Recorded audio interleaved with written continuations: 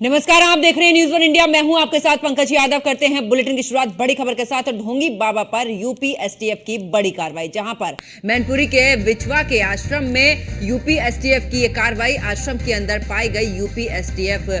इस दौरान सूत्रों के हवाले से ये बड़ी खबर हम आपको बता रहे हैं और साथ ही आपको जानकारी दे दें कि आश्रम के अंदर यूपी एसटीएफ गई थी और इस दौरान आश्रम के अंदर अगर बात करें तो बाबा के आश्रम से कुछ गाड़ियों को बाहर लेकर गई। सूत्रों के हवाले से यह भी खबर है, गाड़ियों में कुछ दस्तावेज थे, जहां पर यूपी एसटीएफ कुछ अन्य सामान भी साथ लेकर गई है। तो इस वक्त की बड़ी अपडेट आपको दे रहे हैं, जहां पर यूपी एसटीएफ कुछ अन्य सामान भी साथ लेकर गई है। सूत्रों के हवाले से यह भी खबर है, हाथरस हादसे से जुड़ी ये बड़ी अपडेट आपको दे रहे हैं, जहां पर ढोंगी बाबा पर यूपी एसटीएफ की बड़ी कार्रवाई।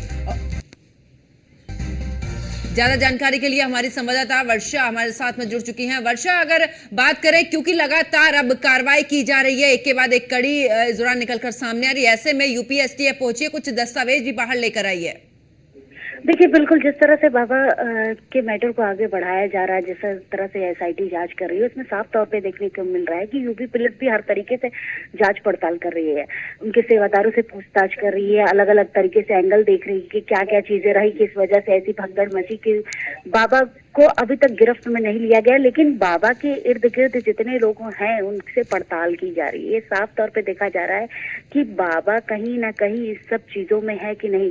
सेवादारों से पूछताछ के लिए एसटीएफ देर रात दबिश किया गया था एसटीएफ की तरफ से, और कहा यह भी जा रहा है कि कुछ दस्तावेजों के साथ कुछ गाड़ियां बाहर निकली थी, एसटीएफ की टीम थी, और वो गाड़ियां फिर उसके बाद सेवादार आसपास रहने वाले सेवादारों के भी घर गई थी, जो उनसे पूछताछ कर रही है और देख रही है कि क्या क्या चीजें हैं। देखिए, एसआईटी की जांच तो हो रही है, लेकिन एसटीएफ भी अपना काम कर रही है कि आखिर क्या क्या एंगल है और क्या क्या चीजें हैं। एसटीएफ अब इस मामले में आगे आ रही है और देखने को मिल रहा है कि शायद बाबा को भी गिरफ्त में लिया जा सकता है, क्योंकि एसटीएफ की जांच पड़ताल से ये साफ होता है कि बाबा गिरफ्त में आने ही वाले हैं। लेकिन पहले सेवादारों से बातचीत हो रही है, सेवादारों से पूछताछ हो रहा है, उनके आसपास रहने वालों से पूछताछ हो रही है, गांव में भी जा जाके एसटीएफ की टीम पूछताछ कर रही है। साफ हो रहा है कि आखिर बाबा का क्या रोल है इस हाथरस कांड में है। बिल्कुल, और ऐसे में क्योंकि वर्षा लगातार पूछताछ तो की जा रही है, और कुल मिलाकर बात करें, क्योंकि आश्रम में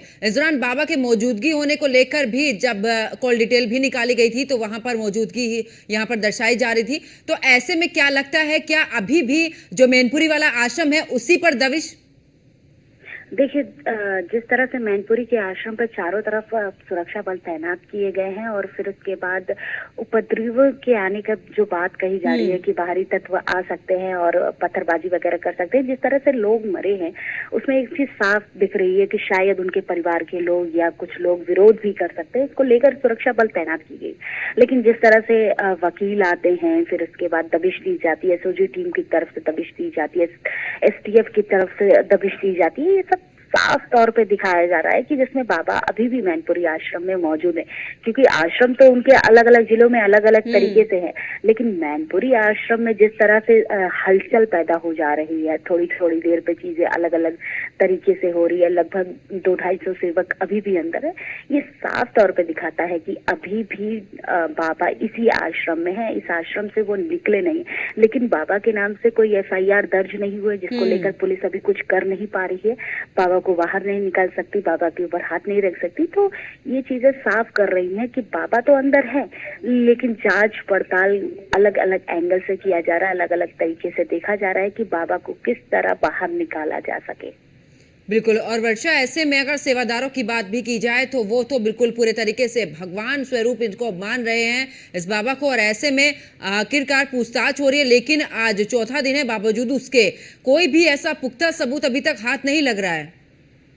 देखिए, बिल्कुल, क्योंकि चौथा दिन हो गया और बाबा के खिलाफ कोई सबूत नहीं है। सेवादार तो भगवान मानते हैं, उसके साथ साथ लाखों की संख्या में भक्त जो भगवान मानते हैं, जो सुबह शाम उनकी आरती, दूर से उनके घर की आरती करते हैं और कहते हैं कि बाबा तो हमें साक्षात दर्शन देते हैं ब्रह्म रूप में, तो ये सब तो अंधविश्वास अलग तरीके से उठाया जा रहा है। लेकिन अंधविश्वास के अलावा अगर जांच पड़ताल की बात की जाए, जिसमें अभी तक बाबा कहीं भी संदिग्ध स्थिति में दिखाई नहीं दिया है।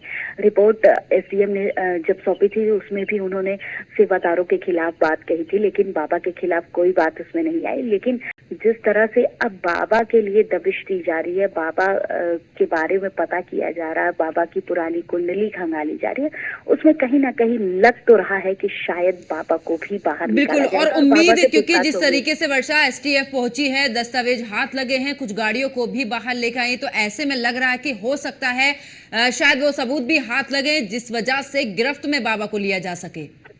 बिल्कुल। देखिए, जिस तरह से एसटीएफ देर रात दबिश देती है और फिर उसके बाद मैनपुरी आश्रम के अंदर जाती है और फिर उसके बाद कुछ दस्तावेजों के साथ बाहर निकलती है, ये साफ तौर पे दिखाता है कि सेवादार तो गिरफ्त में हो ही रहे हैं, संयोजक तो गिरफ्त में आ ही रहे हैं, उनसे पूछताछ तो चल रही है, लेकिन बाबा की क्या भूमिका रही है इन सब चीजों को लेकर भी पड़ताल अब जारी कर दी गई है कि बाबा की क्या भूमिका रही है इस हाथरस कांड में। क्योंकि जिस तरह की भीड़ आती है उसको लेकर भी पड़ताल हो रही है कि आखिर इतनी भीड़ इकट्ठा हो जाती है तो बाबा इन सब चीजों के लिए क्यों नहीं जिम्मेदार हैं, क्योंकि बाबा के लिए ही ये भीड़ आती है, बाबा के चरणों की रज लेने आती है।